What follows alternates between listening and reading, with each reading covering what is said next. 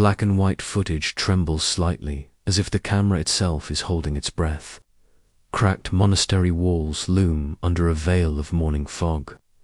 Inside, flickering candlelight casts long shadows down narrow stone corridors. A tattered Bible rests open on a lectern, its handwritten pages in Church Slavonic ink faded but deliberate. The camera lingers on bowls of cold porridge, untouched. Blankets still hold the imprint of sleeping bodies, yet the beds are empty. Footsteps echo faintly, but they belong to no one. On the morning of October 14th, 1978, in the remote Carpathian village of Hubovka, something failed to stir. The bell at St. Elias Monastery, a centuries-old fortress of silence and prayer, did not ring for matins.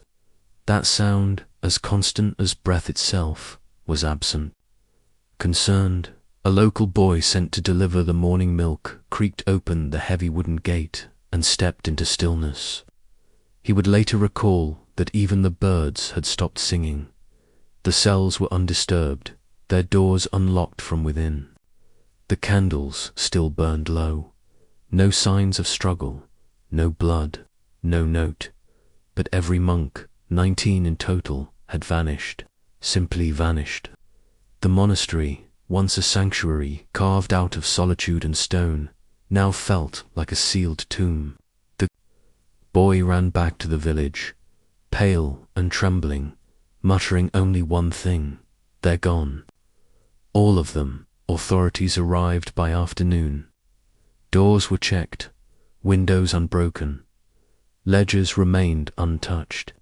Food lay cold on tables, and the great iron bell, untouched by human hand, swung once at dusk, letting out a single, bone-deep toll, as if the monastery itself was acknowledging its loss. What happened inside those walls? No one has ever truly answered. But for nearly 5 decades, whispers have clung to the stones of forbidden rituals. Unholy visitors, and something ancient, awakened in prayer. Whatever truth lies buried in the silence of St. Elias, it begins with 19 men, and ends with none. The Carpathian Mountains rise like jagged scripture across the spine of Eastern Europe, vast, brooding, and secretive. In the remote province of Bukovina, near the snow-dusted border between Romania and Ukraine, the wilderness speaks in whispers. Drone footage reveals a landscape carved by time. Endless pine forests blanketed in frost, winding paths barely visible. Beneath snow and silence so complete it feels ancient. It is here, high in the eastern Carpathians, that the St. Elias Monastery was founded in 1547. Perched atop a rocky outcrop like a crown of stone and solitude, the monastery was never meant for the many. It was built for isolation, for the hard men who sought neither comfort nor company but the pure rigors of ascetic devotion. Reaching it was no simple task. There were no roads, no carriages, no convenient pilgrim routes. Only a mule path twisted through the forest, steep, muddy in spring, frozen solid in winter, and flanked by cliffs that did not forgive missteps. For centuries, the monastery remained cut off from the outside world.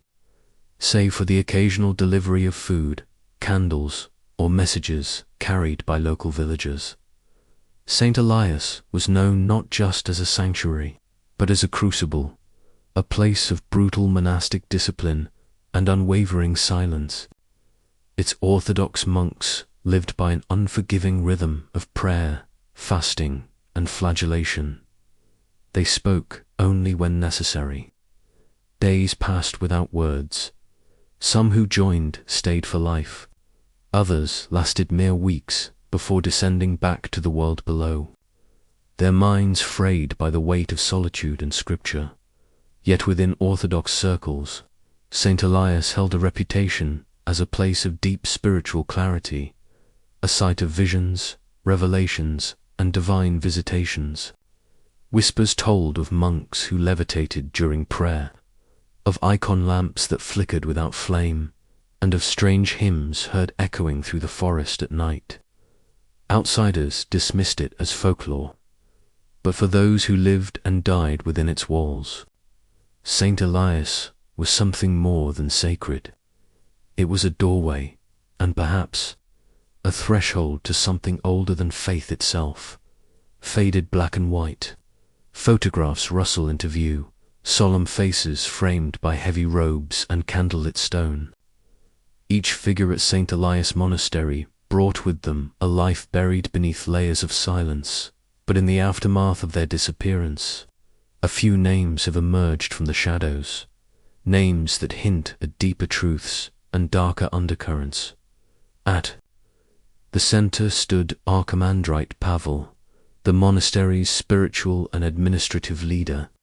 A towering figure both physically and spiritually, Pavel was no ordinary abbot. Before taking his vows at St. Elias, he had served as an official exorcist for the Romanian Orthodox Church, a role that left him hardened, secretive, and deeply wary of unseen forces. He rarely spoke of his past, but locals whispered of villagers freed from curses, of children who screamed in voices not their own, and of a man whose prayers had once cracked glass. Those who knew him said he moved like someone who had seen too, much a man haunted not by doubt, but by confirmation. Among the newer residents of the monastery was novice Elias, the youngest of the 19. Barely 20 years old, Elias had been accepted under unusual circumstances, orphaned at a young age and passed between distant relatives. He arrived in Bukovina after a series of inexplicable incidents, visions, seizures, and nocturnal wanderings that priests in his home province labeled as spiritual affliction. Archimandrite Pavel took him in, reportedly believing the boy was called, not cursed, but fellow monks noted Elias's growing unease. He was often seen pacing alone at night, staring at the mountains with wide, tearful eyes, and speaking softly in languages he did not know. Some said the boy was touched by grace. Others feared something else had touched him first. In the monastery's library, a chamber of dust, candlelight, and locked cabinets worked Father Nicodemus, the monastery's aging archivist, a scholar of church, Slavonic, and ancient Greek. Nicodemus was tasked with preserving sacred texts and translating apocryphal manuscripts sent from other Orthodox enclaves. But among his peers, he was known for his obsession with esoteric theology, Gnostic Gospels, Eastern rites deemed heretical, and obscure writings on the descent of the Logos. He kept meticulous notes, some of which were found strewn across his desk after the disappearance. Many were copied in haste. A few had been burned beyond the monastery's stone walls. A handful of local villagers formed the monastery's only points of contact with the outside world. Chief among them was Elder Maria, a reclusive herbalist and midwife from the nearby hamlet of Hubovka. She delivered tinctures, poultices, and rare mountain herbs to the monks and was rumored to have once lived among them. Her warnings, spoken in riddles, were later recalled by villagers. When the boy starts weeping in the chapel, light no candles after dark. And then there was Brother Anatole, the only monk who had left the monastery just weeks before the mass disappearance. He returned to the village suddenly, without explanation, and refused to speak of why. His health declined rapidly. Within a month, he was found in his cottage, rocking back and forth, whispering prayers in reverse. He died in 1981, never having uttered a clear word about what he had seen. Overlapping this tapestry of monastic lives was a more subtle presence, the shadow of the Romanian secret police, though no official records exist. Locals spoke of two plainclothes men who visited St. Elias months before the disappearance.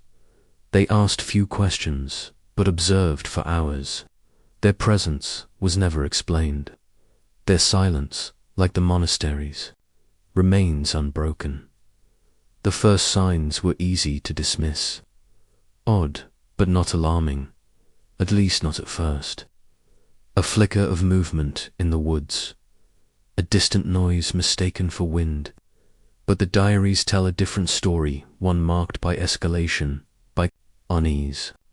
The earliest entry comes from Father Nicodemus, dated August 22nd, 1978. Lights again, he writes. Same place, just beyond the tree line. Pulsing, unnatural. I woke at the same hour, precisely 3:07 a.m.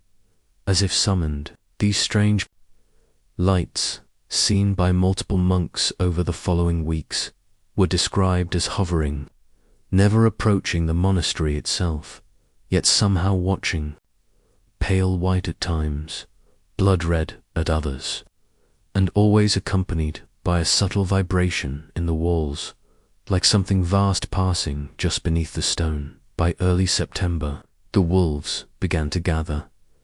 The Carpathians are home to many predators, but never had the monks heard anything like this. One night, after Compline howls erupted from the forest, not one, not two, but what sounded like dozens of throats raised in unnatural unison. They formed a circle around the chapel, pacing the perimeter, howling for nearly 5 hours without pause. Novice Elias, unable to sleep, stood by the high chapel window and watched them. He later described the wolves as unmoving, staring at the chapel doors, their eyes reflecting no light. Then, on the morning of September 11th, Brother Ion was found at the edge of the monastery well, curled into a fetal position, catatonic. His lips were blue, his hands raw. He would not speak for 3 days. When he did, he muttered a single phrase over and over, "The thing beneath drinks from the deep." No one understood what he meant. Father Pavel ordered increased prayer, vigils and periods of total silence. Yet the disturbances continued. Midnight chants began on September 15th, at first faint, just audible beneath the wind, but soon unmistakable. Multiple monks reported hearing voices, low and rhythmic, rising from the chapel floorboards. The words were unintelligible, not Latin, not Church, Slavonic, not even Greek. Elias described them as a language that bites the tongue. Father Nicodemus attempted to phonetically transcribe what he heard. His notes remain undeciphered. The chapel's candles began to burn with blue flames, and Novice Elias began to change. His journals, found later hidden beneath his cot, tell of dreams, endless corridors lined with empty faces, of a mouth in the mountain that called him by name. He started drawing. At first, crude sketches in the margins of his psalter, then full-page diagrams, circles within circles, geometric patterns resembling early Kabbalistic seals, but with warped symmetry and impossible angles. When asked, he said they were maps to where the prayers went. The other monks grew uneasy around him. His face had grown pale. His eyes never fully closed, even in sleep. In the nearby village of Hubovka, fear began to fester. Livestock, sheep, goats, even a mule were found mutilated. Always the same, organs removed with surgical precision, not a drop of blood at the scene.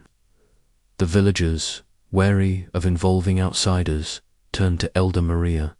She walked the boundaries of the village, laying down salt and iron filings, and declared the region thin. When pressed on what that meant, she only replied, "What stirs above stirs because something below is listening."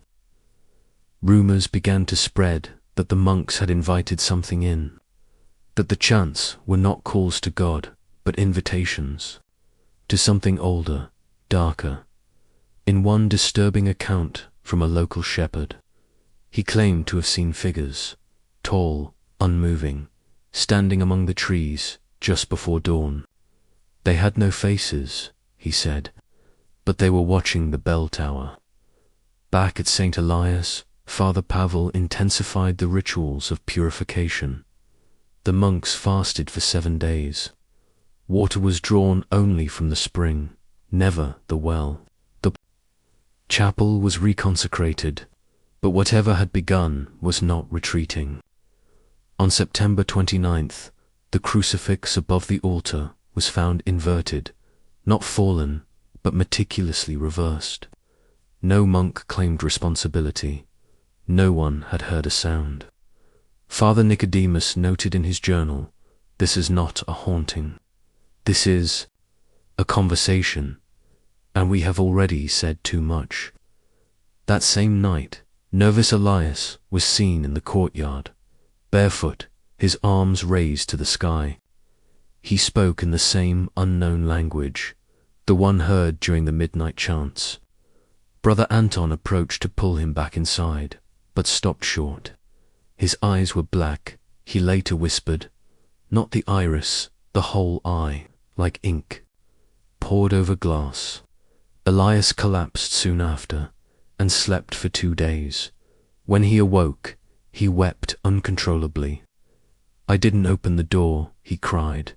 "I only listened." In the final entry of Father Nicodemus's diary, dated October 9th, 5 days before the disappearance, he writes, "The silence is growing louder. It presses against the skin like steam. Something is coming, or has already arrived." And then, without warning, all entries cease. The last days pass in total silence. No record, no explanation, only stillness, and the slow approach of October 14th, when the bell would not ring, and St. Elias would fall into darkness. The disappearance of 19 monks from St. Elias Monastery did more than rattle the Orthodox Church. It shook the very marrow of the region. For the villagers of Hubovka and the surrounding Carpathian communities, the silence that followed was not just terrifying, it was familiar. Elders began to whisper stories that had not been told in decades, stories that had been buried under the weight of modernity and political repression. But with the monastery now empty, the land itself seemed to exhale an old fear, a fear tied to the sound or the absence of a bell. In the days following the discovery, local newspapers printed only the official version of the event. Asterisk monks missing after possible avalanche. Investigation ongoing. Asterisk. There was no mention of the locked doors, no mention of untouched meals or unlit candles. But in the cramped, candlelit kitchens of Hubovka, truth traveled by word of mouth. The villagers knew better. They had seen the lights, heard the chants, and they remembered the curse. Known only among the oldest families was the legend of the bell curse, a superstition almost as old as the monastery itself.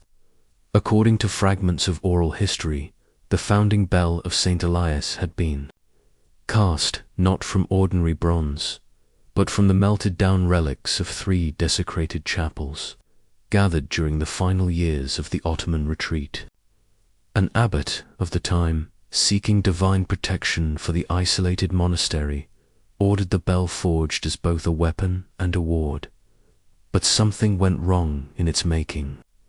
The bell was said to ring by itself on nights of spiritual unrest. Worse, it was believed to summon watchers when rung at the wrong hour. Who or what the watchers were, no one agreed. Some said they were angels cast out before the fall. Others spoke of mountain spirits, older than God, who once demanded tribute before allowing human habitation on sacred ground. Still, others believed the watchers were not spirits at all, but reflections, warped beings that mirrored human prayer back into the void. Whatever the truth, the story always ended the same. When the bell tolls without a hand to move it, something has already crossed over. In the weeks after the disappearance, the village changed. People stopped traveling past dusk. Shepherds refused to bring their flocks near the old forest trail that led to the monastery. Children were forbidden from playing near the western ridge. Salt was sprinkled across thresholds, and old icons were rehung in homes that hadn't seen liturgy in decades. Even Elder Maria, usually composed and cryptic, was seen praying with trembling hands in the village chapel, lighting candles not just for the missing monks, but for those who would come after. Tension thickened as word of state. Involvement filtered in. Plainclothes men, unmistakably outsiders, began arriving in unmarked black Volgas, driving slow through the narrow paths of Hubovka. They didn't knock. They didn't ask questions. They simply observed. Some villagers noticed them watching the mountain with binoculars, scribbling notes when the bell tower came into view. Others swore they saw them collecting soil samples from near the monastery gate. But what unsettled the villagers most was their silence. Not once did these agents engage with the local priest, the village elders, or even the municipal authorities. The mountain was now being watched, not just by whatever was up there, but by men who seemed to understand the stakes and feared them just as deeply. Tensions reached a boiling point when several villagers began reporting dreams, the same dream, night after night. A bell tolling once, then silence. A corridor of flickering candles, and a door slightly ajar, with something breathing just beyond it, always watching, never seen. One shepherd, after 3 nights of the dream, gouged out his own ears with a wood chisel. He survived barely but refused to speak again. He now lives under the care of the local Orthodox priest, muttering psalms under his breath. Eyes wide and glassy, some villagers turned to the church for answers, only to be met with dismissal. The diocese issued a short statement. We mourn the loss of our brothers at St. Elias. Investigations continue. We ask for prayer, not speculation. But it was too late for such deflections. Whispers spread like wildfire.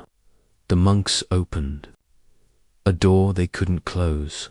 They weren't praying, they were invoking. Elias wasn't possessed. He was a vessel. These were not the ramblings of fringe fanatics. They came from people who had lived in the shadow of that mountain all their lives, and who understood that some silences are kept not out of ignorance, but out of terror. A turning point came. When Elder Maria disappeared, she had not left the village in years, but one morning she was simply gone. Her cottage showed no signs of struggle, but the fire had long since gone cold. Her Bible lay open to the book of Ezekiel, the vision of the wheels and the living creatures. Her walking stick remained by the door. A single scrap of parchment, later found in her herb cabinet, contained a hand-drawn sigil identical to one of Novice Elias's sketches. It was inked in Ashdod after her disappearance. The remaining villagers formed an unspoken pact. Do not speak of St. Elias. Do not go near the path. Do not listen to the wind after dark. The church bell in the village square once rung every square, once rung every square. The remaining Fred every square. The remaining villagers formed an unspoken pact. The remaining villagers formed an unspoken pact. Do not speak of St. Elias. Morning was left to rust. A local woodcarver was commissioned to create a new cross for the chapel, carved with wards and arcane markings that the priest privately protested but ultimately allowed. Fear had taken root. Not a fear of ghosts or superstition, but of the unknown made flesh. The possibility that the monastery had been less a place of worship and more a threshold.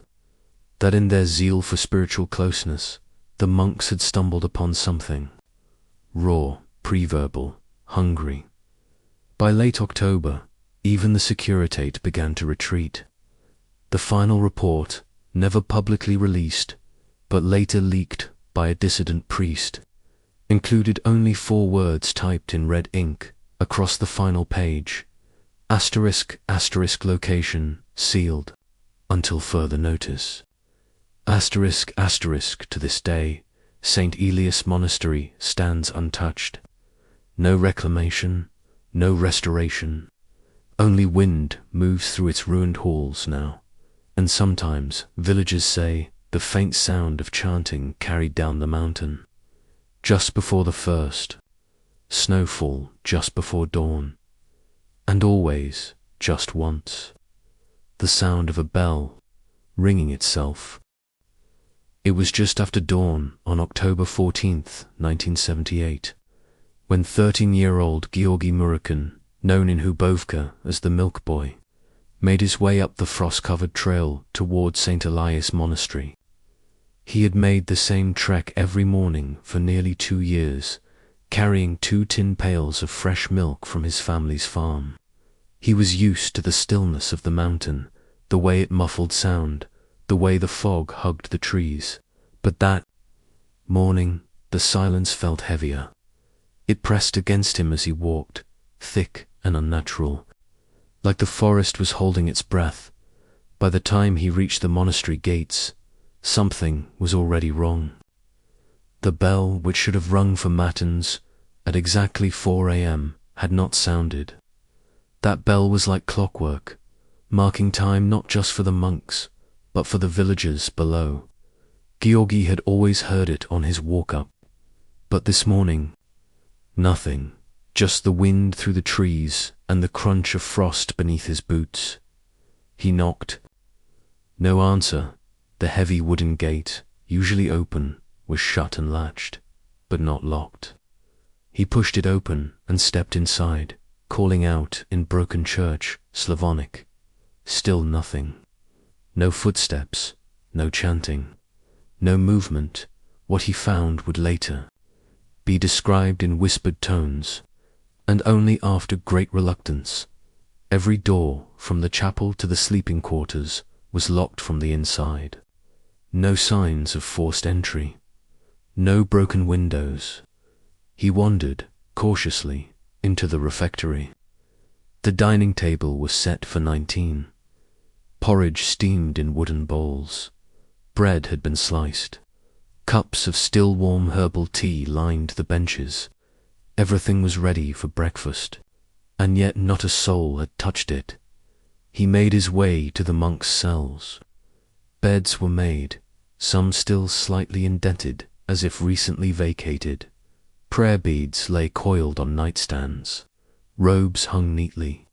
Books of scripture remained open to pages, marked by dried sprigs of lavender. There were no signs of violence, no overturned furniture, no blood, and yet no sign of life. Then he looked up. In the bell tower, the great iron bell hung askew, caught in mid-swing, as if it had been rung, then stopped, frozen in motion.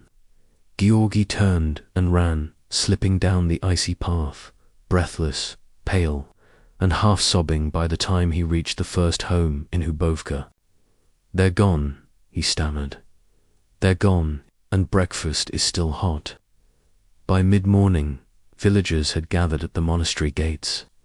A local priest, Father Vossel, and several elders from the village accompanied the boy back. Up the trail, they confirmed every detail. Doors bolted from the inside. No signs of struggle. Warm food, cold air, and a silence that seemed to hum. By noon, word reached the regional authorities. The local garrison sent 2 officers. By evening, the securitate had arrived, But what should have sparked a wide-reaching investigation quickly began to dissolve into silence. Photographs were taken, evidence catalogued. A formal inquiry was opened under the pretense of a missing persons event under suspicious but non-criminal circumstances. Within 48 hours, that language changed. The event was reclassified. As an internal ecclesiastical matter, access to the site was revoked. The milk boy was told to stop speaking of what he saw. His parents were visited, so was Father Vossel. Statements were rewritten. Files vanished. Those who asked questions were met with silence, or worse. One of the villagers who had accompanied Georgi that morning, a carpenter named Mikhail, was found dead 2 weeks later. The official cause, accidental fall while repairing his roof. Yet no one recalled him ever stepping up a ladder again after October 14th. He had taken to walking with a cane. Others said he'd begun hearing the bell in his sleep. The monastery was locked. No monks, no funerals, no bodies, no explanations. To this day, the official Romanian record states only that St. Elias Monastery was vacated under circumstances attributed to environmental duress and prolonged isolation. But those who were there, those who heard the stories before the fear set in, know better. They know that something happened in those final hours, that the monks didn't simply leave, that something made them disappear, and ensured they would never return. The frozen bell remains the most chilling detail. Engineers sent to inspect the mechanism claimed it was a mechanical fault, but those who saw it firsthand insist otherwise. It was not stuck. It was paused, and whatever paused it knew exactly when to stop time. The monastery hasn't rung since St. Elias Monastery's roots run deeper than the stone and mortar. Visible today, long before its foundation in 1547, the mountain on which it stands was a place of ancient rites and whispered secrets. Old maps unearthed from regional archives show that the site had been marked for centuries as sacred ground long before the spread of Christianity into these Carpathian wilds. Archaeologists who later surveyed the area found remnants of fire pits, animal bones arranged in deliberate patterns, and carved stone altars bearing symbols that predate Orthodox iconography by millennia.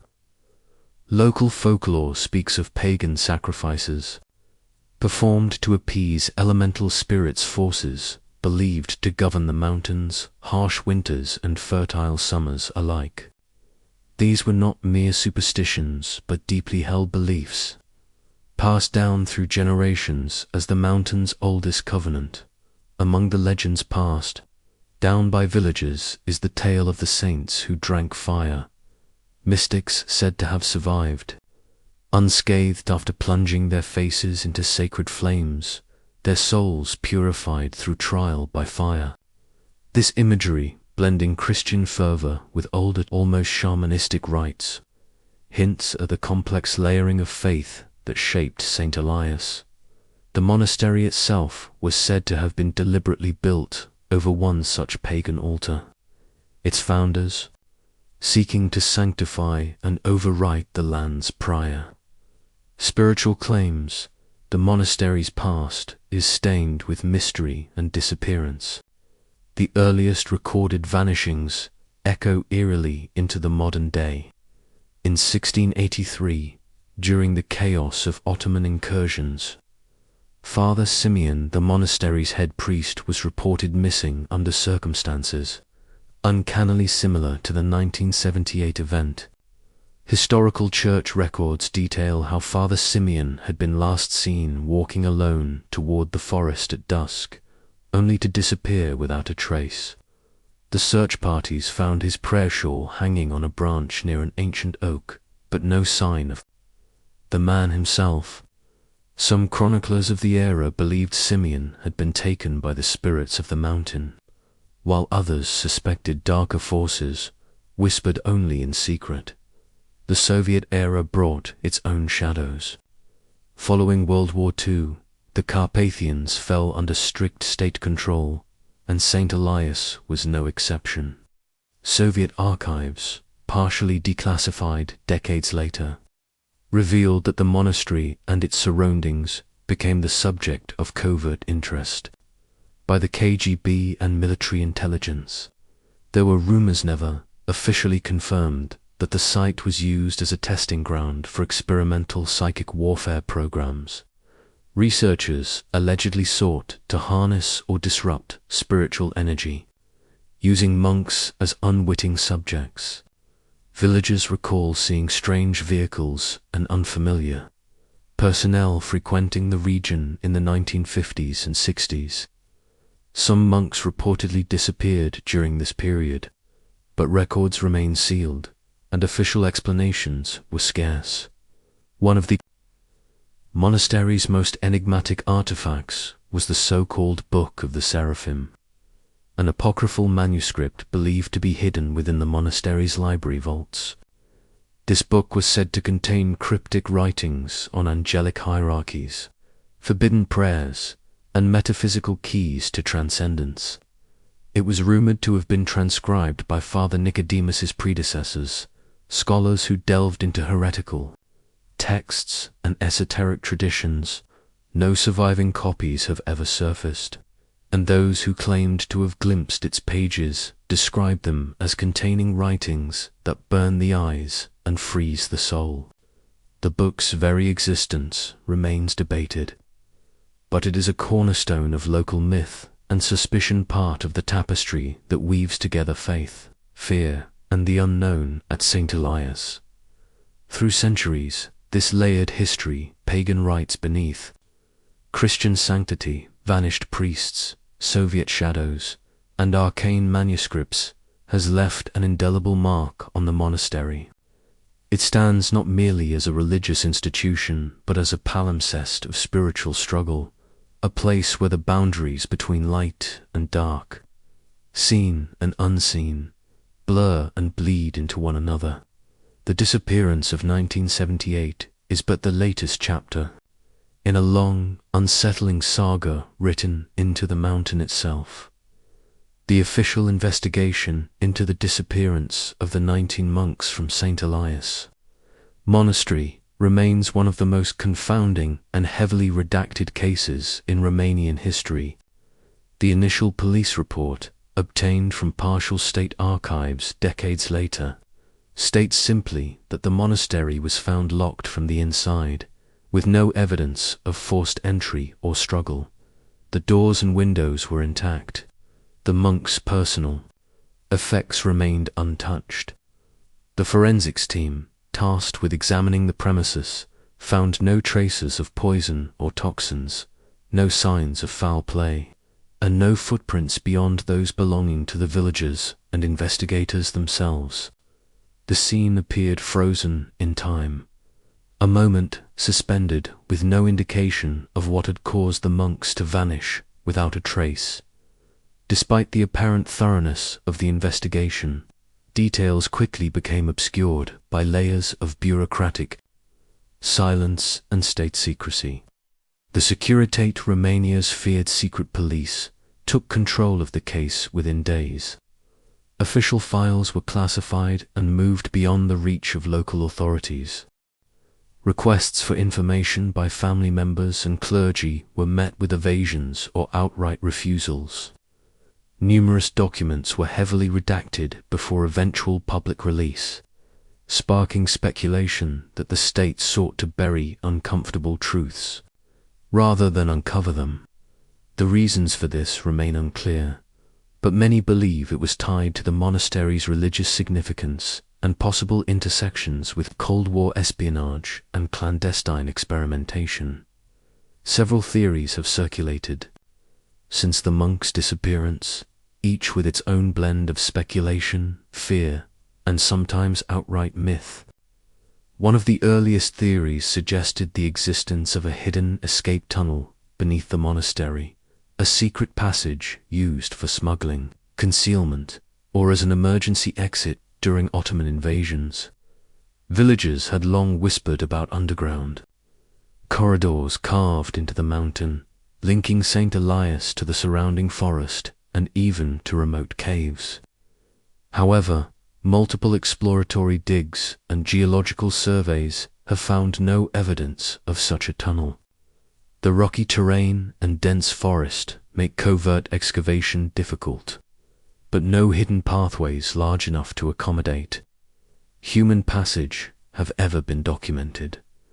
Another theory posits that the monks engaged in a cultic suicide pact.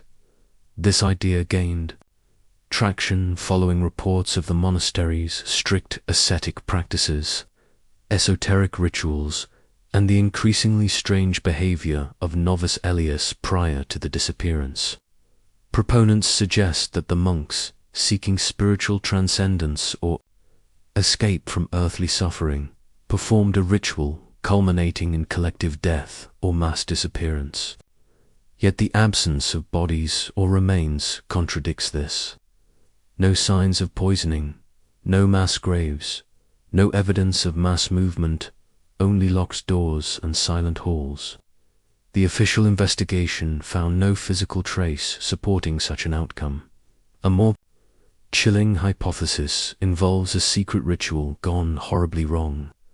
The monastery's history, rife with legends of forbidden texts and arcane practices, lends credence to the idea that the monks were dabbling in forces beyond their control. Novice Elias's drawings of bizarre sigils, reports of chanting in unknown languages, and accounts of strange lights in the forest feed into this narrative. Perhaps an attempt to commune with the divine or with darker entities spiraled into disaster.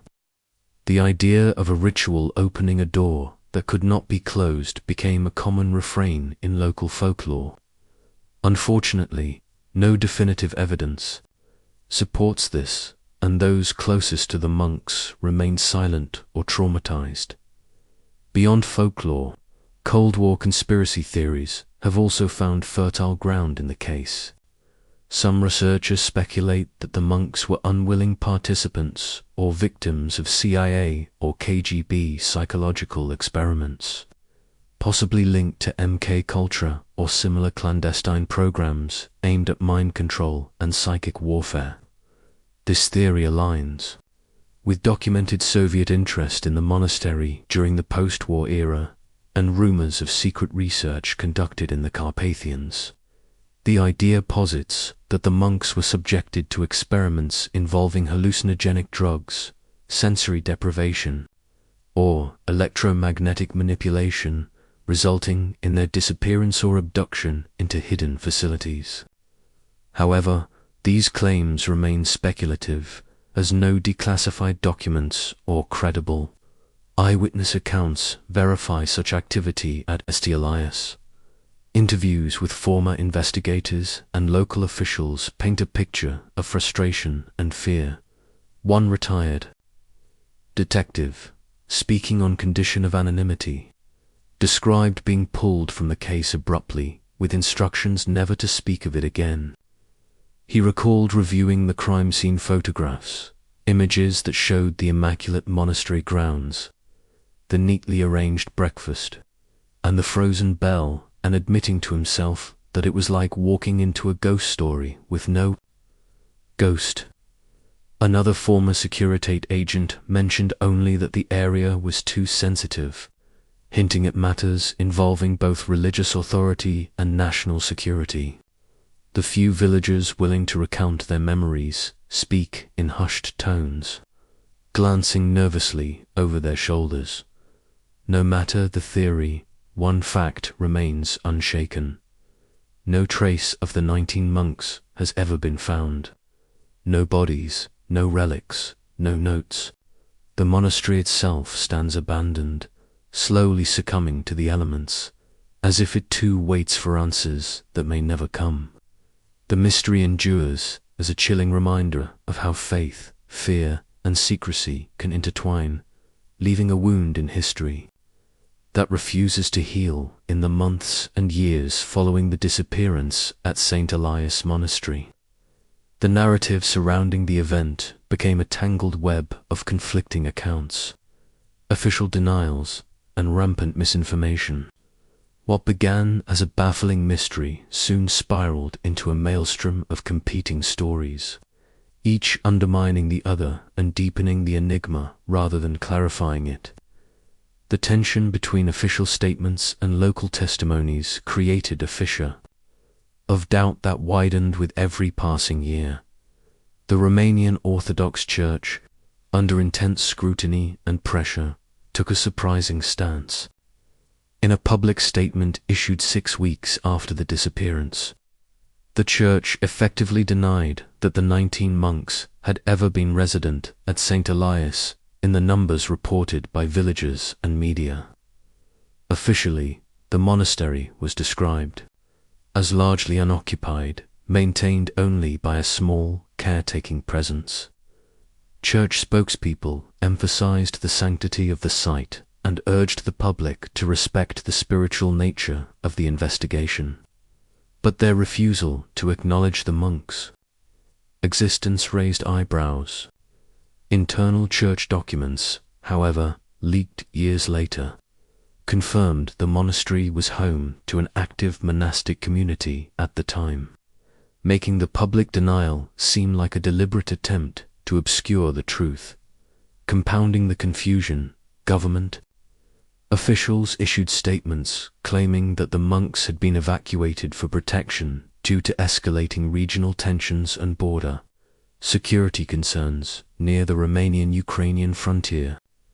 According to these reports, the monks were relocated to a secure facility to avoid potential threats, including espionage or sabotage, and that their absence was temporary. No location was disclosed, and inquiries about their whereabouts were met with silence or vague reassurances. This narrative was widely dismissed by locals who argued that such a sudden evacuation, without any visible sign of movement or transportation, was implausible, especially given the monastery's remote, roadless location accessible only by treacherous mountain paths. Meanwhile, villagers who had lived in the shadow of St. Elias for generations insisted that the monks had not vanished into thin air.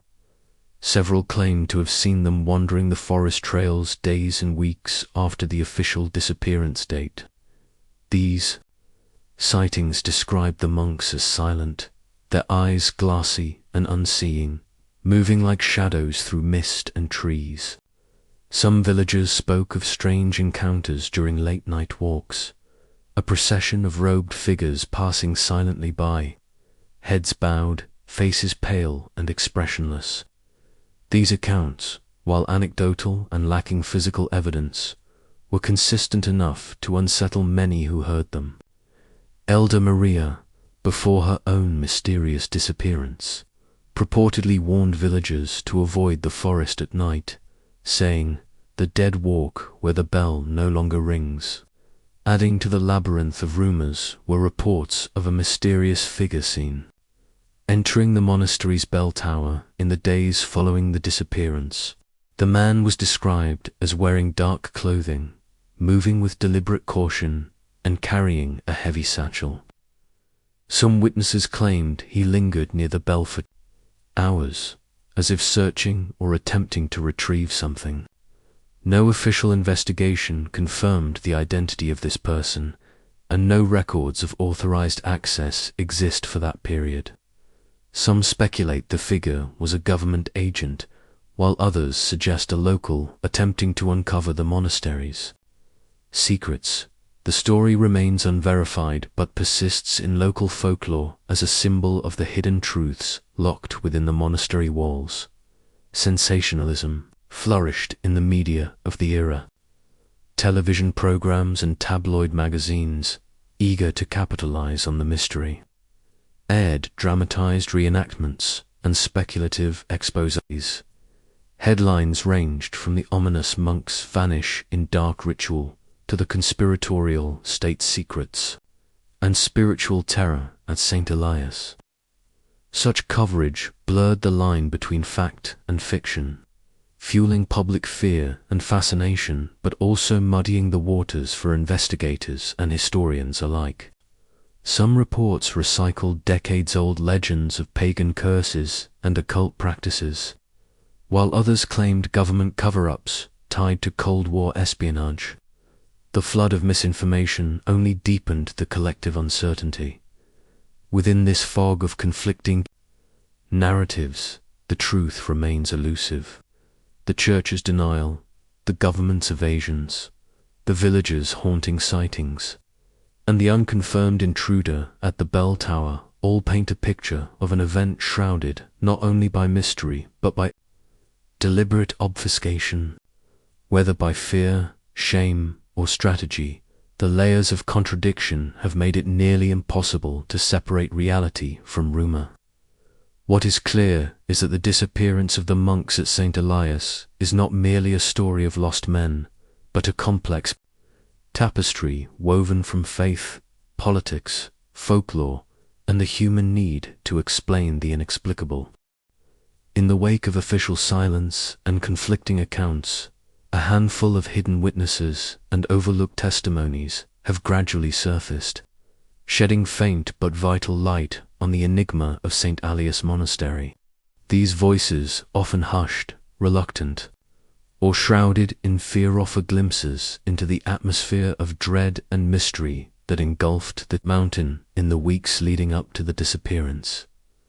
Among the most haunting accounts comes from Elder Maria, the village herbalist and midwife whose sudden vanishing years after the incident only deepened local suspicion.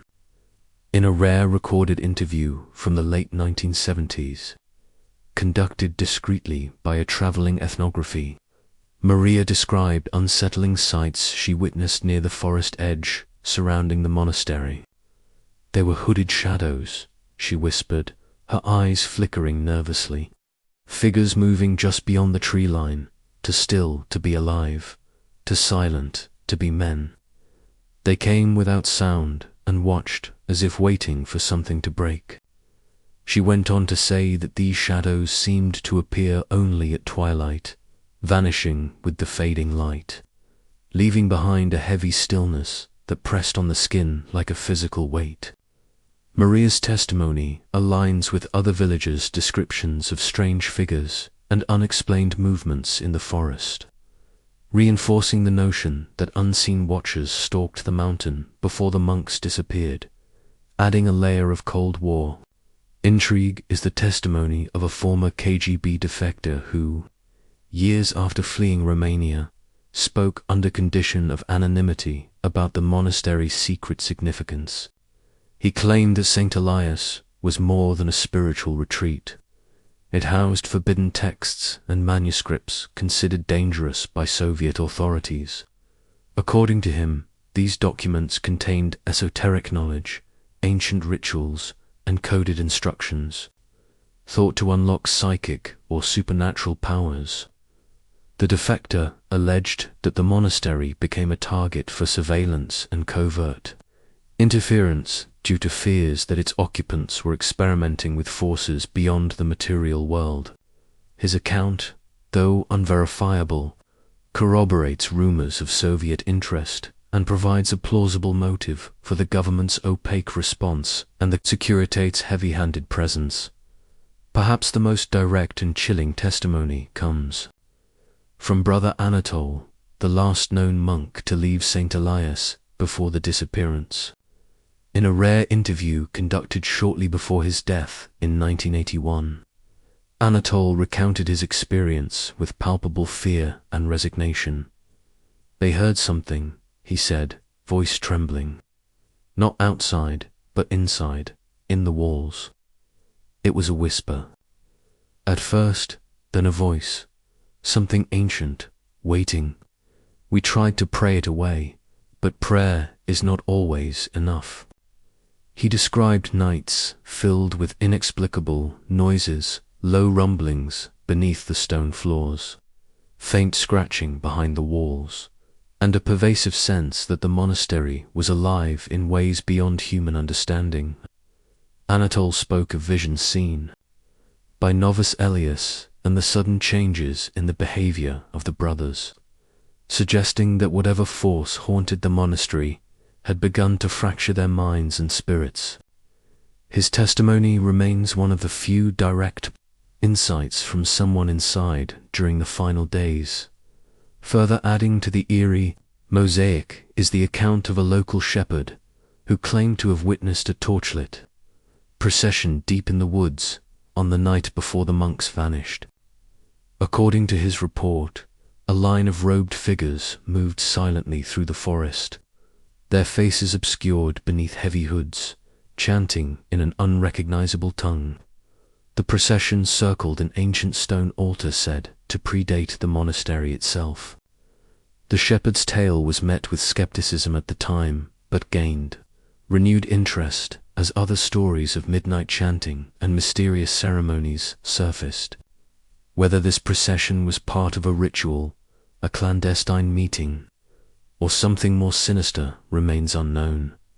These hidden witnesses and overlooked testimonies, fragmented and sometimes contradictory, form a fragile thread weaving through the fabric of the St. Elias mystery.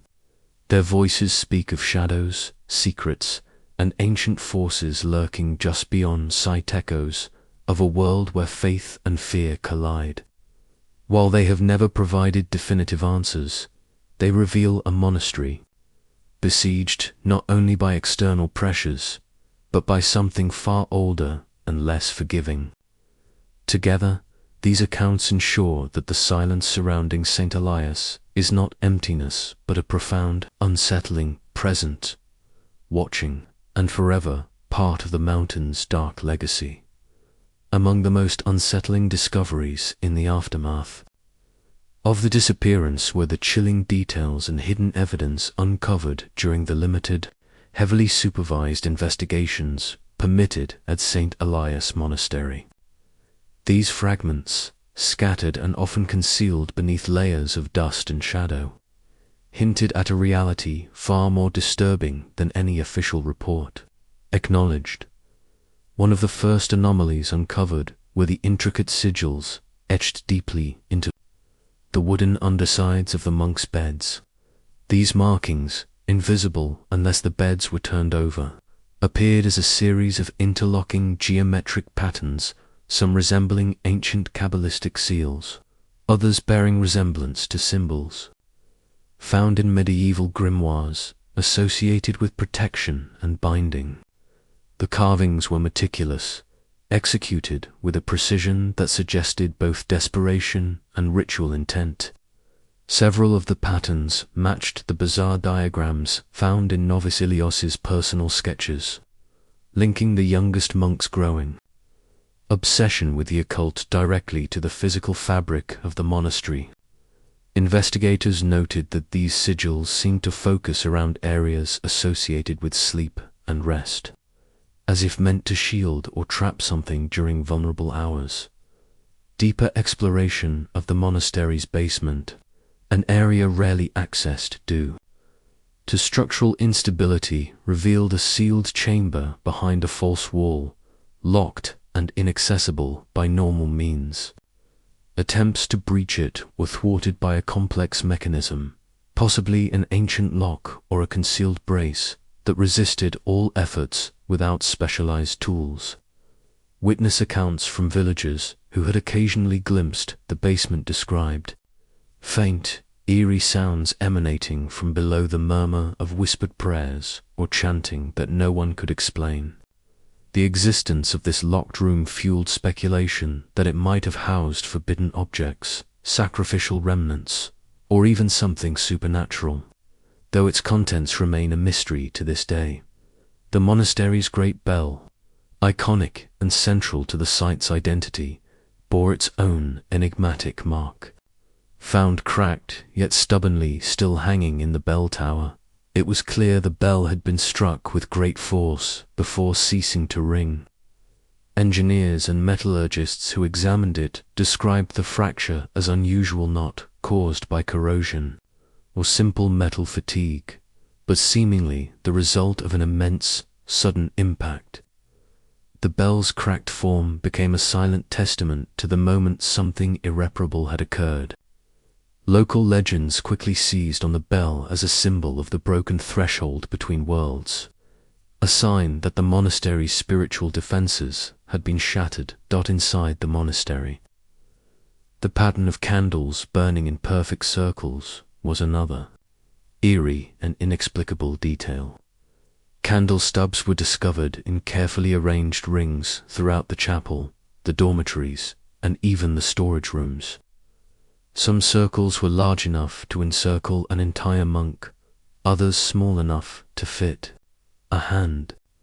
The wax residue indicated that candles had been burning continuously for days, often overlapping, as if maintaining an unbroken protective barrier, or perhaps holding open a gateway. These candle formations bore no resemblance to standard Orthodox rituals, further suggesting that the monks were engaged in secretive, unconventional ceremonies. The subtle traces of blue flame soot found on some wicks hinted at unusual substances or altered combustion conditions, reinforcing theories of occult experimentation. Perhaps most telling were the gaps in the monastery's official logbook. This ledger, meant to record daily activities, visitor entries, and spiritual rites, was found incomplete. Several pages, especially those corresponding to the final 2 weeks before the disappearance, were missing entirely. These excisions were not accidental. Forensic analysis showed clean, deliberate removal, likely to erase incriminating or sensitive information. The missing entries have fueled endless speculation. Were the monks documenting forbidden rituals? Did they record encounters with unknown entities? Or were these pages removed by outside agents seeking to suppress damaging evidence? Whatever the content, the absence of these records deepens the enigma, suggesting a truth so dangerous it could not be left on paper. Together, these chilling details and hidden evidences create a mosaic of dread and mystery that defies simple explanation. The sigils carved into resting places hint at protective magic or imprisonment. The sealed basement room implies secrets too perilous to be revealed. The cracked bell speaks of a catastrophic spiritual fracture. The candles' circular burn patterns evoke unseen ceremonies held in whispered desperation. And the missing logbook pages signal a cover-up or forbidden knowledge. These fragments endure like scars etched into the monastery's very bones, silent witnesses to whatever horrors unfolded within St. Elias. They invite more questions than answers and compel us to confront the unsettling possibility that what happened there transcends human comprehension. In the shadows of those burned parchments and etched sigils, the vanished monks leave behind a legacy of silence, darkness, and secrets that refuse to stay buried.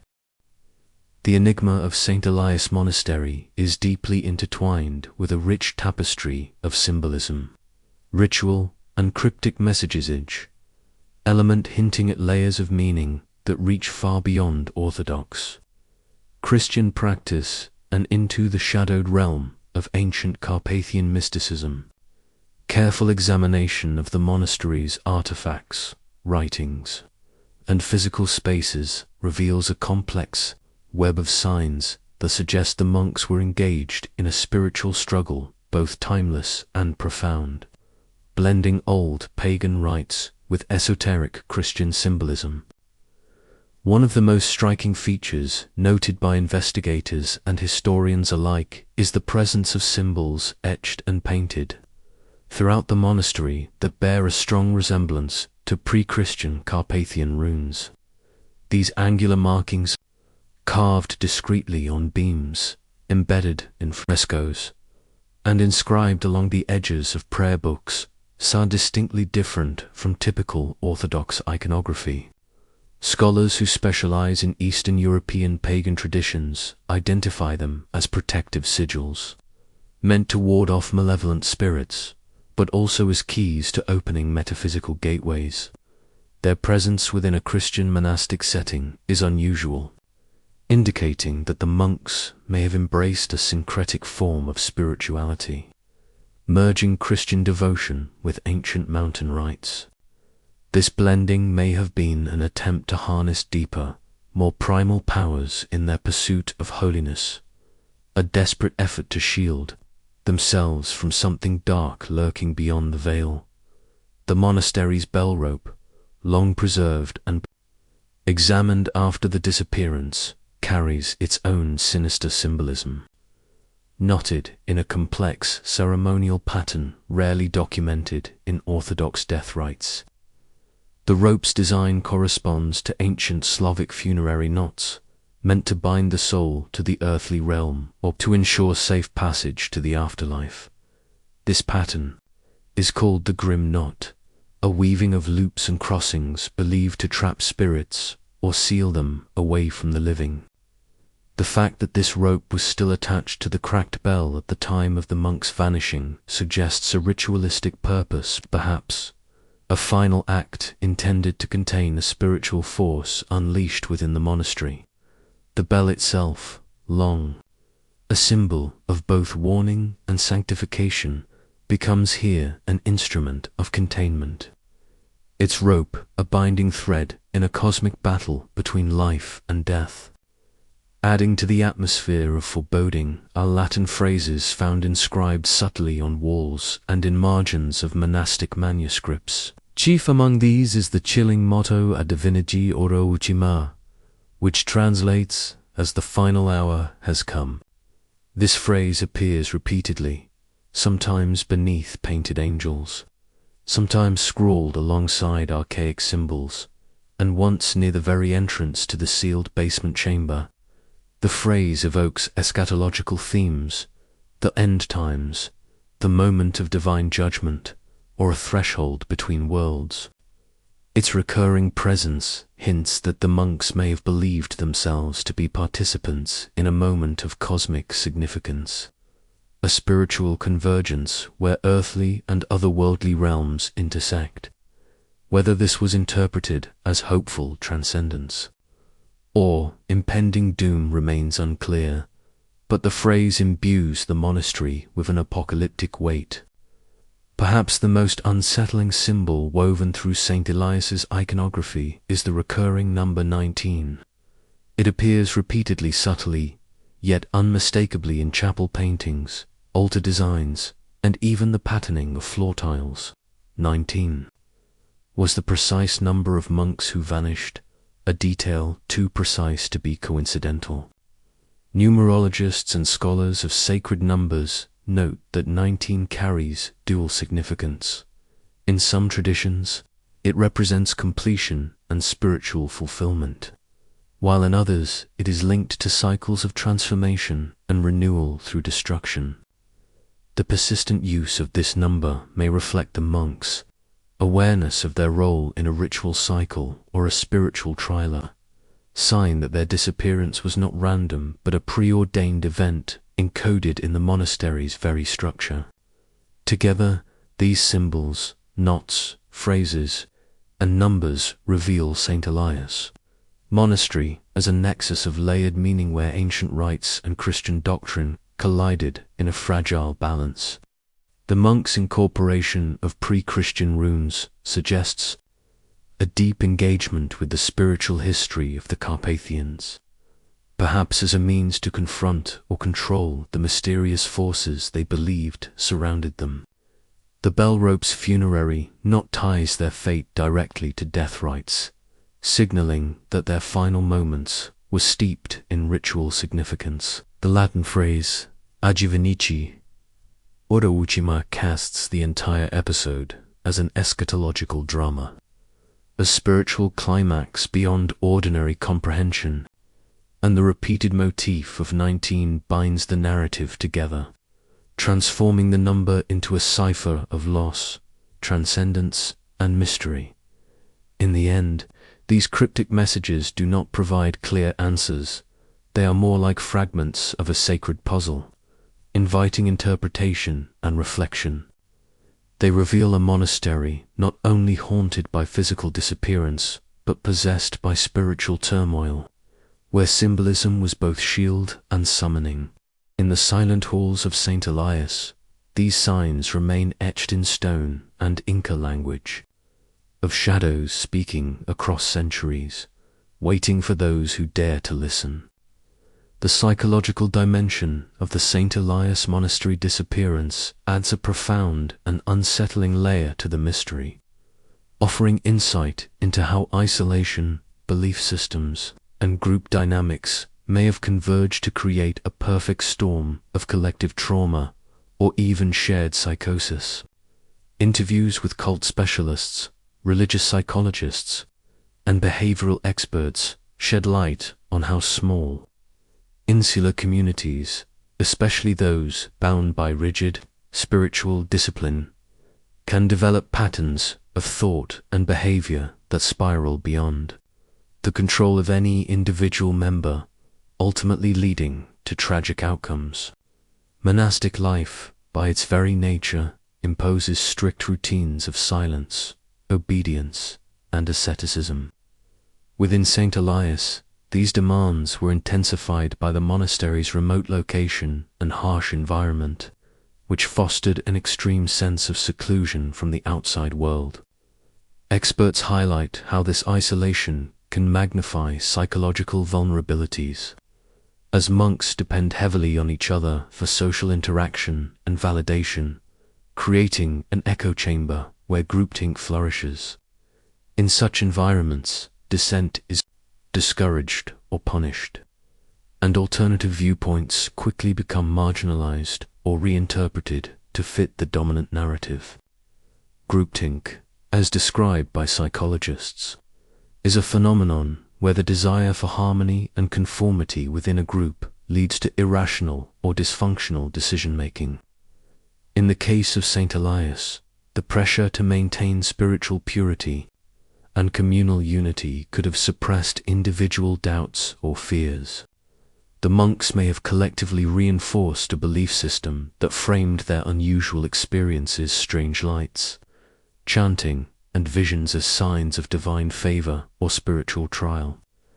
This collective reinforcement can create a feedback loop where extraordinary or even dangerous behaviors become normalized within the group, despite being incomprehensible or alarming to outsiders.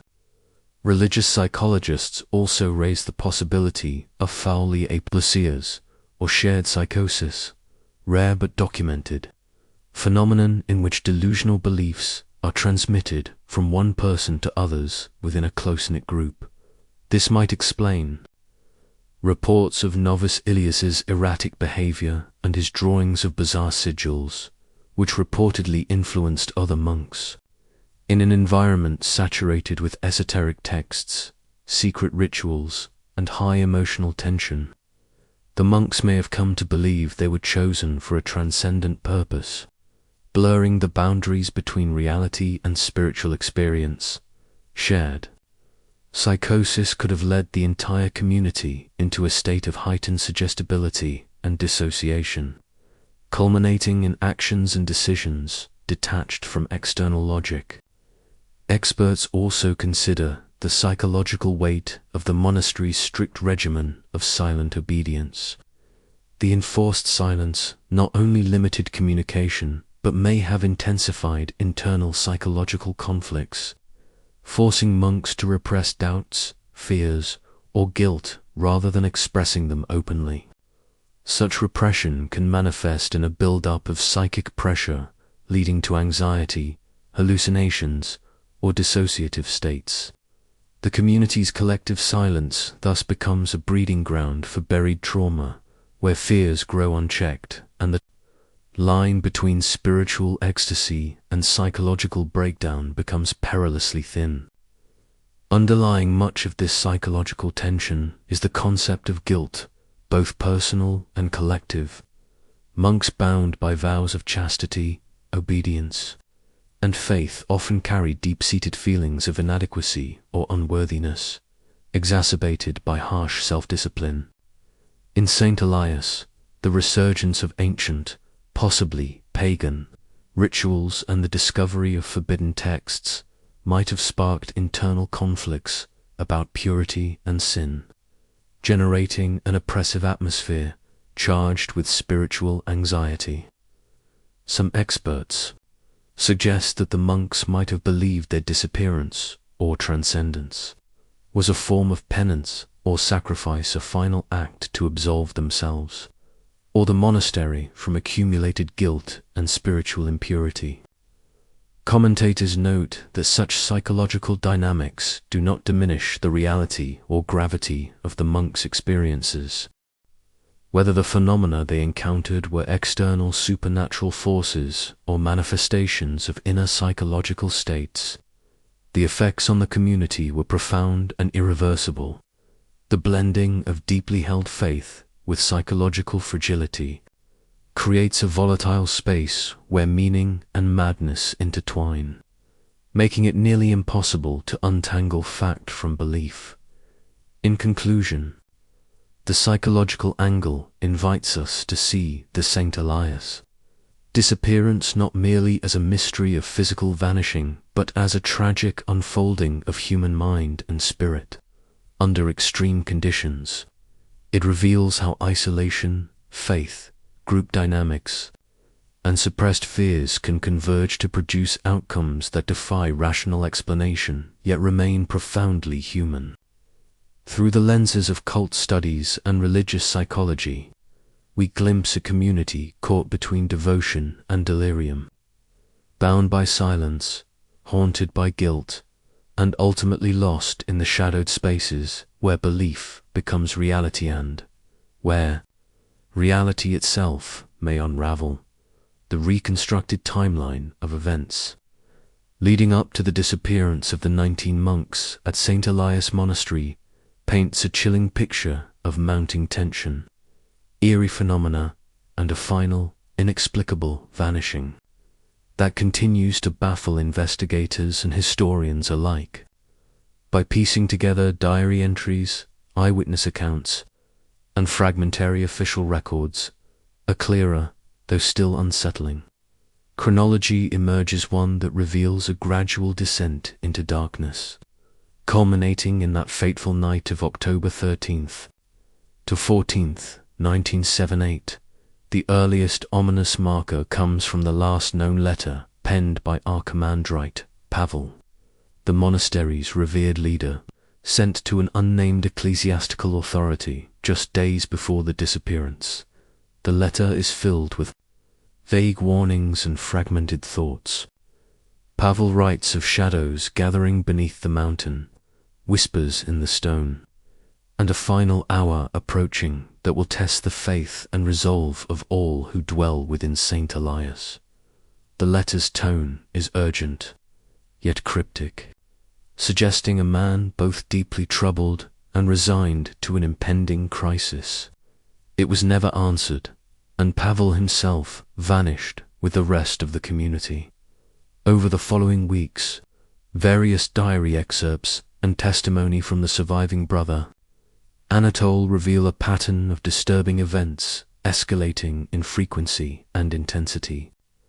Around October 1st, reports began of strange lights flickering in the dense woods surrounding the monastery, glows that shifted from spectral blues to fiery reds, often accompanied by a low humming sound, described as both beautiful and terrifying. These phenomena were frequently observed at dusk and midnight, times sacred in monastic tradition, adding a layer of spiritual dread. Concurrently, local villagers reported hearing unfamiliar chanting drifting through the mountain air late at night. These chants were said to be in an unknown language, filled with harsh consonants and guttural vowels, unlike any church, Slavonic, or Latin prayers.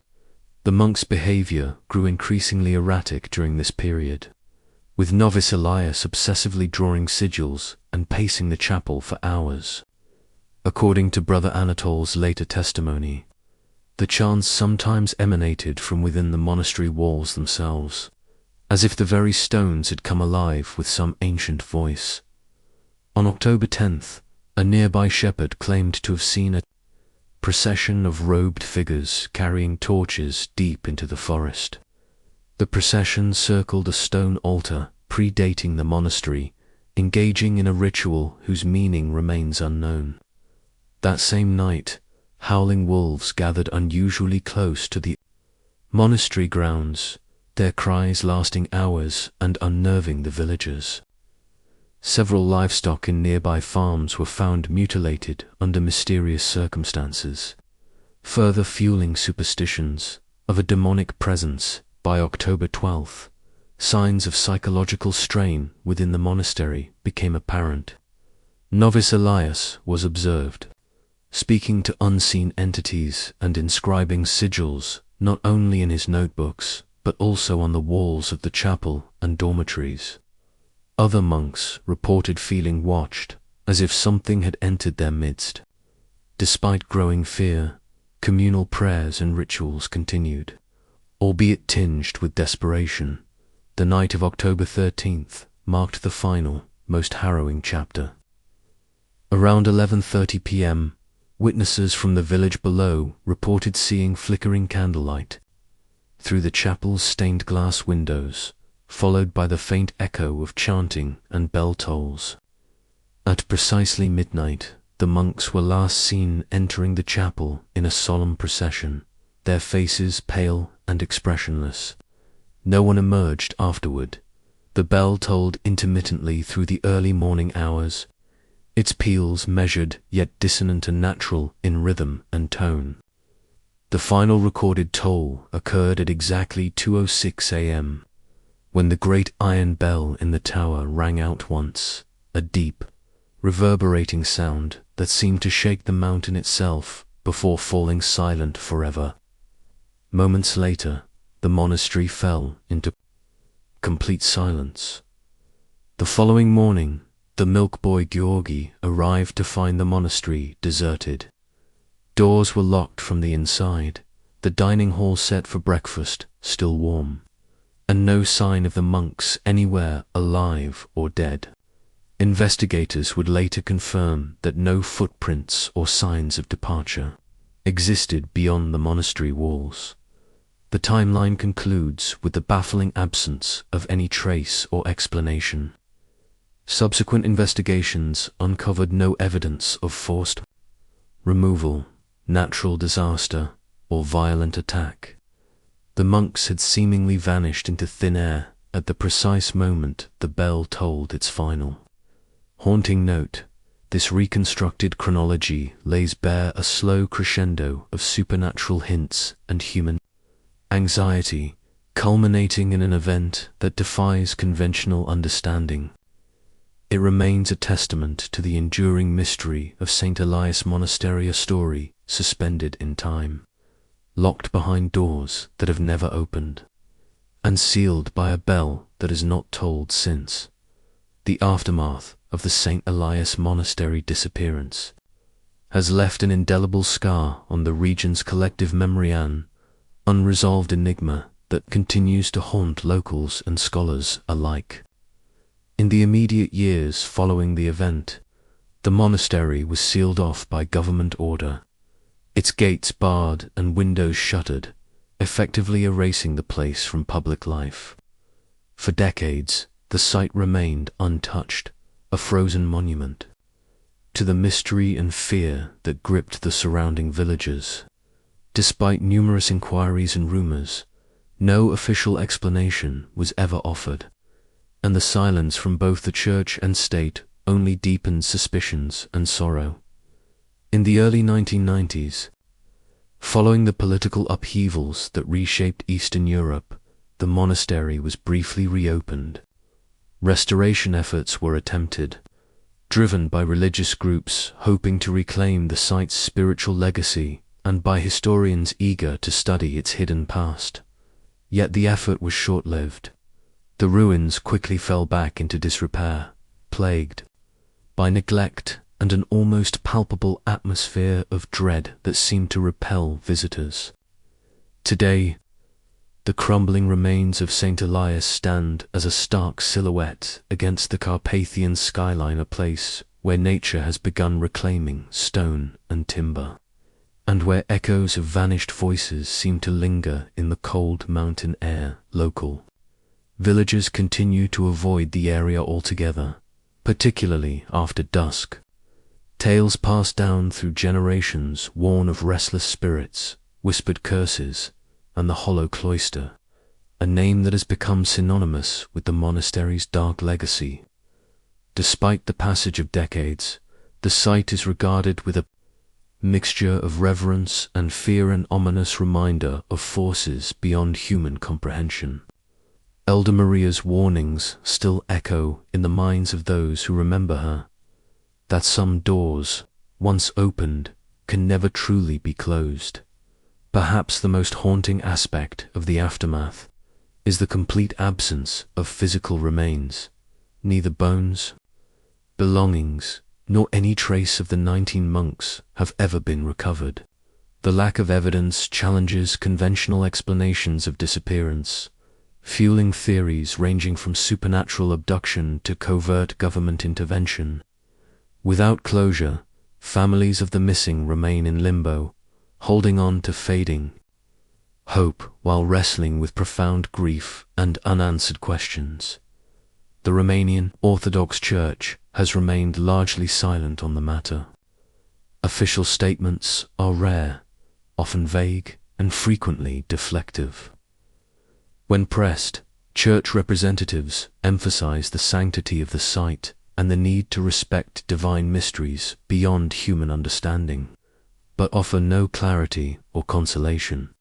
This reticence has only intensified public speculation about the Church's knowledge or involvement, further complicating the narrative. In the end, the story of St. Elias Monastery persists as a haunting enigma suspended between history and myth. Its ruins stand not only as a physical testament to vanished lives, but as a symbol of the unknown, the fragile boundary where faith meets fear, and where the past refuses to release its grip on the present. The lingering questions remain. What truly happened in those silent halls? Why were the monks taken, or why did they leave? And most unsettling of all, does the hollow cloister still watch, waiting for its next chapter to unfold? The mystery of the 19 monks' disappearance from St. Elias Monastery remains an enigma, wrapped in layers of conflicting evidence, folklore, and unanswered questions. As the years have passed, various theories have emerged, each attempting to explain the impossible vanishing, but none able to fully reconcile the facts, leaving the case open-ended and profoundly unsettling. Revisiting these possibilities with the full scope of known details reveals a complex web of intersecting explanation, spiritual, psychological, political, and supernatural, that refuse to yield a definitive answer, underscoring the haunting truth that nothing can be entirely ruled out. One of the earliest and most persistent theories suggests that the monks chose ritual suicide or collective ascension as the culmination of their secretive spiritual practices. Proponents of this idea point to the monastery's unusual symbols, the presence of the number 19 encoded throughout its architecture, the cryptic Latin phrase Age Venici ora Vucima, and the meticulously arranged candle circles. Taken together, these elements hint at a carefully orchestrated ritual designed to transcend the physical realm, a final act of devotion or sacrifice, intended to usher the monks into a higher plane of existence. The sudden disappearance, the locked doors, and the absence of bodies seem to support the notion that the monks may have voluntarily departed the material world. Yet this theory struggles against the stark reality that no physical remains, no traces of poison, no notes or manifestos were found, no conventional signs of death or departure. The monastery's sealed state and the frozen bell toll could symbolize a closing of the ritual. But without corroborative evidence, the idea remains speculative. Another compelling possibility is that the monks were taken either forcibly or covertly by external agents. The Cold War context surrounding the monastery's location near a sensitive border region invites speculation of government involvement. Some argue that Romanian or Soviet secret services, alarmed by the monks' esoteric activities and rumored possession of forbidden texts, orchestrated a covert operation to remove the community from the site. This theory aligns with documented cases of security surveillance, classified police files, and eyewitness reports of mysterious figures around the monastery, including the unconfirmed individual seen entering the bell tower after the disappearance. Additionally, the involvement of the Romanian secret police and whispers of MK Ultra-style experiments point toward a grim possibility. The monks became unwilling subjects in clandestine psychic warfare research. However, no declassified evidence has definitively proven such an operation, and the total lack of any trace physical, photographic, or testimonial complicates the scenario. If the monks were taken by a state actor, their ultimate fate remains shrouded in secrecy. Beyond human agency lies the tantalizing, if unsettling, possibility that the monks were claimed by forces beyond natural explanation. The recurring themes of ancient runes, supernatural chants, and sightings of hooded shadows feed into narratives of spiritual or paranormal abduction. Local folklore about watchers summoned by the monastery's founding bell, tales of pagan sacrifices, and Elder Maria's accounts of silent figures in the woods evoke an ancient malevolence tied to the Carpathian Mountains. Some speculate that the monks inadvertently opened a portal or crossed a threshold into another dimension, whether through ritual or accident. This theory accounts for the lack of physical evidence and the haunting silence left behind, but remains firmly in the realm of conjecture without scientific verification. It also challenges modern perceptions of reality, demanding acceptance of phenomena typically dismissed as myth. Psychological explanations offer a different lens, framing the disappearance as the tragic outcome of extreme mental and emotional strain within an isolated, highly controlled community. The concept of shared psychosis or folie à plusieurs describes how delusional beliefs and hallucinations can spread rapidly in insular groups, especially under conditions of sensory deprivation, rigid hierarchy, and intense spiritual pressure. The behavioral changes in Novice Elias, the escalating paranoia, the strange sigils, and the reported chanting could represent manifestations of a collective psychological breakdown. This interpretation views the monk's disappearance as symbolic, rather than literal perhaps, a mass desertion, dissociation, or fatal ritual suicide driven by shared delusions. It accounts for the human need to find meaning amid inexplicable experiences, but struggles to explain the complete physical absence of the monks or the locked state of the monastery. An often overlooked yet critical theory posits that the monastery itself hid something it was never meant to protect, whether forbidden knowledge, dangerous artifacts, or unholy secrets linked to ancient rituals. The sealed basement room, missing logbook pages, and the presence of apocryphal texts, such as the so-called Book of the Seraphim, suggests that the monks may have stumbled upon or deliberately guarded knowledge powerful enough to invite catastrophe. Perhaps their disappearance was a consequence of uncovering truths that destabilized the spiritual or physical order, triggering either a cover-up by authorities or a supernatural reckoning. This theory intertwines with both governmental intrigue and occult speculation, implying that the monastery was a crucible of forces too volatile to contain. Ultimately, the reason for the disappearance resists definitive classification because none of these theories, alone or in combination, fully aligns with the known facts. The physical evidence contradicts ritual suicide. The absence of traces undermines abduction claims. The psychological angle cannot explain the locked doors and undisturbed possessions, and the supernatural remains unverifiable. The persistent refusal of the church and state to disclose full information, coupled with local superstition and folklore, has left the mystery suspended in a liminal space between history and myth. This unresolved tension between the rational and the inexplicable, the earthly and the spiritual, ensures that the story of St. Elias Monastery remains open. It stands as a haunting reminder of how certain mysteries defy human understanding, how faith and fear intertwine, and how silence can be both protective and damning. Each theory offers a partial glimpse, a thread pulled from the tapestry of a vanished community, but the full picture remains, forever out of reach.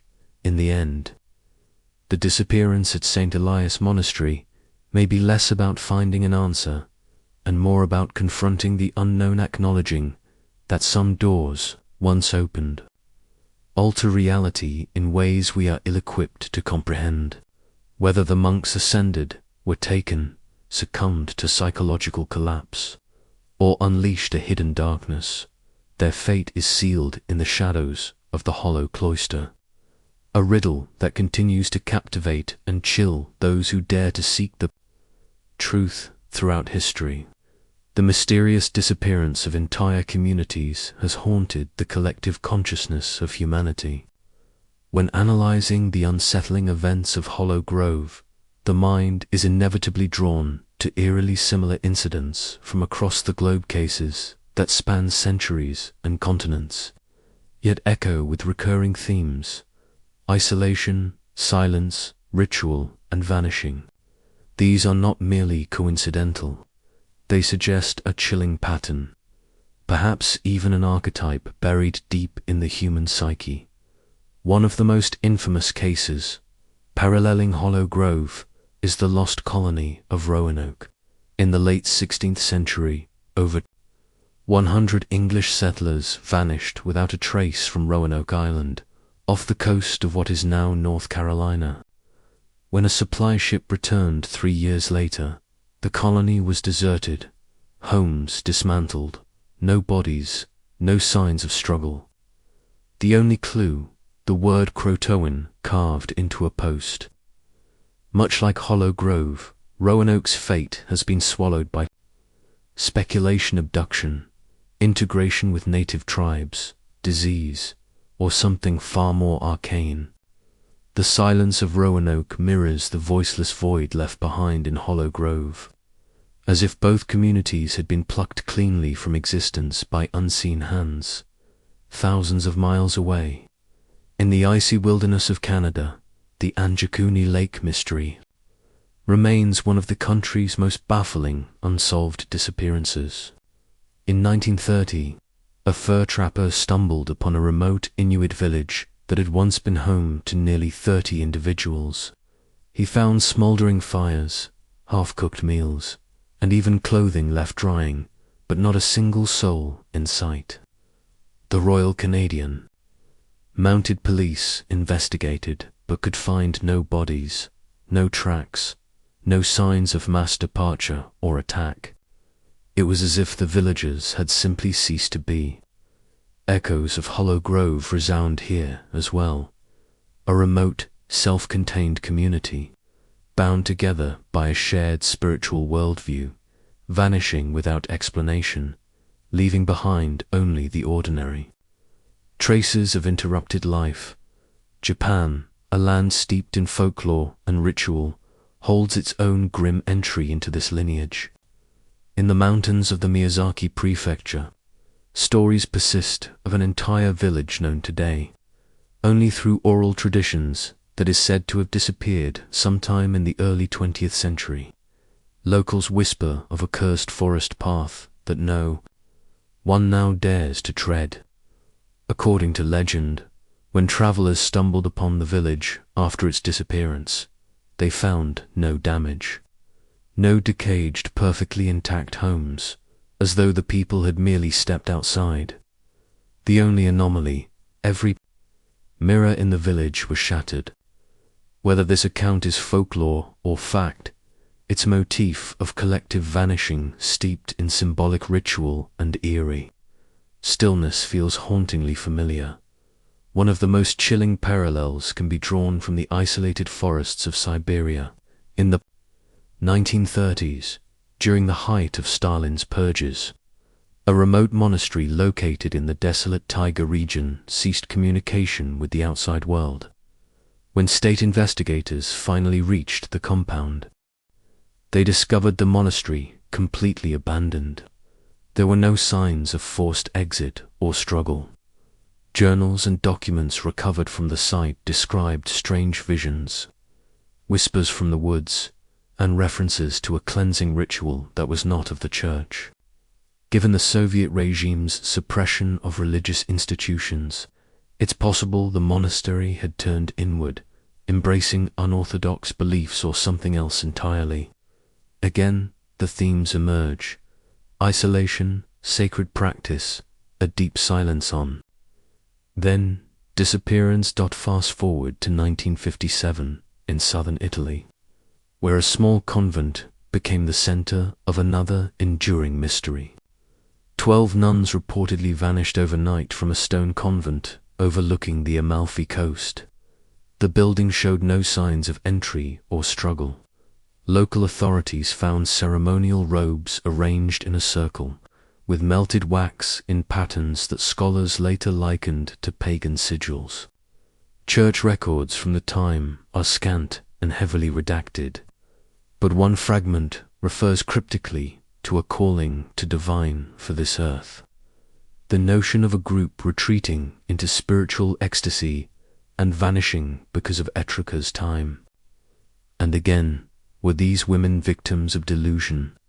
Or did they, like hollow groves, patience, and staff, answer a different kind of call? Threading through all these cases is a grim tapestry of shared motifs.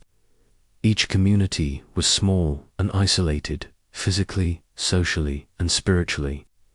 Each embraced ritual or belief systems that seemed to prepare them, in some way, for separation from the known world. And in each case, the final moment came without violence, without warning, and without trace. The surface world remained untouched. The people, however, were gone. Some researchers speculate about a psychological archetype at work, subconscious mythic narrative reenacted by communities under extreme stress or spiritual fervor. Others suggest more outlandish theories: rifts, ancient curses, alien abductions. Whatever the explanation, the recurrence of such disappearances defies pure coincidence. Hollow, Grove, Roanoke, Anjakuni, the nameless Japanese village, the Siberian monastery, and the Italian convent, they all seem to echo the same unheard note, resonate the same terrible silence. Are these disappearances part of a global phenomenon, connected by more than theme by cause? Or are they the scars of our collective imagination, creating stories to explain the inexplicable absences we fear the most? As the story of Hollow Grove unfolds, we are left not just with horror, but with a lingering unease. Because if such patterns exist across centuries and continents, who will vanish next? The story of Hollow Grove and the monastery that once stood in its heart does not end with an answer. It ends with a question, one that echoes through time. carried on the wind that now weaves through broken stone and fog-choked trees. The ruins remain, solemn and untouched, like a wound in the earth that never closed. No voices rise from within, no footsteps disturb the moss-covered halls, only silence.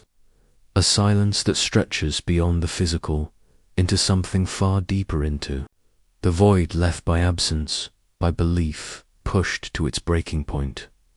They were men of faith, doctors, nurses, patients, and monks, each drawn to Hollow Grove by different paths, but united under the same roof by a shared yearning for healing, for redemption, for answers. And yet, what they found in their sacred isolation remains unknowable. Some believe they touched something divine. Others fear they uncovered something far darker. In either case, what followed was not enlightenment, but erasure. The town, the institution, the people, it's as if they were all gently swept from the world, like dust brushed from an altar. The human mind is wired to seek patterns, to crave resolution. But Hollow Grove offers no such comfort. Instead, it confronts us with the limits of reason. It asks us to look directly into the place where logic ends and something else begins, something ancient, something untamed. Whether that something was a spiritual awakening or a collective descent into madness, we may never know. What we do know is that belief, real, absolute belief, has power. Power to build, power to destroy, and sometimes power to erase. Standing at the edge of those decaying walls, with fog wrapping the stones like burial cloth, it's easy to imagine the final days. Did they know what was coming? Did they choose it? Did they pray? Or did they simply vanish one by one, until only the silence remained? We picture flickering candles, whispered chants, the hush of ritual. We picture eyes raised toward a presence no one else could see, and then nothing. No final message, no plea for help, just stillness. There's a temptation to see Hollow Grove as an anomaly, a strange footnote in a long history of unexplained disappearances. But as we've seen, it is not alone. From Roanoke to Anjakuni, from forgotten convents to vanishing villages, humanity has long danced with the edge of the unknown. Hollow Grove fits into that larger pattern, not as an outlier, but as a mirror. It reflects back our fears of isolation, of losing control, of believing so deeply that we disappear into our own convictions. More haunting still is the possibility that they weren't taken, that they weren't destroyed, that they simply crossed over into what? That, too, remains uncertain. Another reality, a divine presence, a spiritual void, or perhaps just the final, irreversible break from the world we know, the world of time and flesh and reason. Whatever door they opened, it did not close behind them. It stands there still, in our minds, in our questions, waiting. This is not just a story about monks or patients. It's a story about us, about the human impulse to seek meaning in suffering, to make sense of silence, to find God in the shadows. Hollow Grove is a cautionary tale not of faith itself, but of what happens when faith is left to echo in a vacuum, when belief becomes so unmoored from the world that it stops seeking answers and starts demanding them. And when that demand goes unanswered, sometimes belief turns inward, sometimes it folds in on itself. And in that collapsing spiral, entire lives, entire communities can vanish as we pull away from the ruins. Watching the monastery shrink beneath the veil of drifting fog, we are left with one final thought. Maybe they did find what they were looking for. Maybe they stepped beyond suffering, beyond time, beyond the need to be seen or known. Or maybe, in the end, they found only the abyss one, shaped by their own longing. Whatever the truth, it remains buried beneath stone and silence, and so we're left here, outside the walls, still asking, still wondering. Not because we expect to find an answer, but because the asking itself is part of being human. Because the haunting is not just in the disappearance, it's in what the disappearance reveals about us. About the risks we take when we go too far, into the dark, searching for light. About the line between devotion and delusion. About the fragile threads that tether belief to reality. They were men of faith, bound by silence, searching for God in solitude. What did they find instead? A door, a voice, or nothing at all? This isn't just a tale of vanishing monks. It's a story about what happens when belief goes too deep and never comes back.